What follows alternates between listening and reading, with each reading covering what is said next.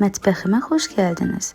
Bugün şirniyyatınızın ulduzu olacaq, ağızda əriyən bulud kimi yüngül bir krem hazırlayırıq. İlk olaraq qazana südümüzü əlavə edirik.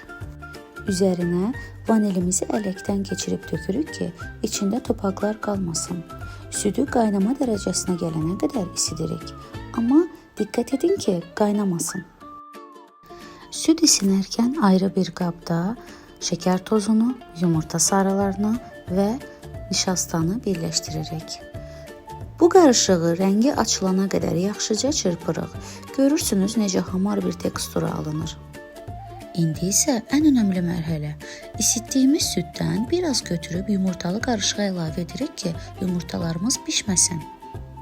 Qarışığı südün qalan hissəsinə tökürük və vam odda dayanmadan qarışdıraraq qatılaşana qədər bişiririk.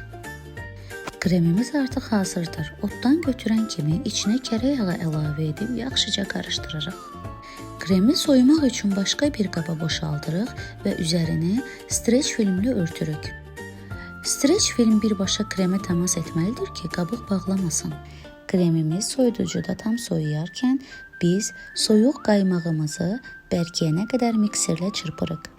İndi isə soyumuş bişmiş kremlə çırpılmış qaymağı birləşdirmək vaxtıdır. Spatula yardımı ilə aşağıdan yuxarıya doğru ehtiyatla qarışdırırıq. Bu kremi hər cür şirniyyatla rahatlıqla istifadə edə bilərsiniz. Videonu bəyənməyi və kanalımı izləməyi unutmayın. Hər kəsə nuş olsun.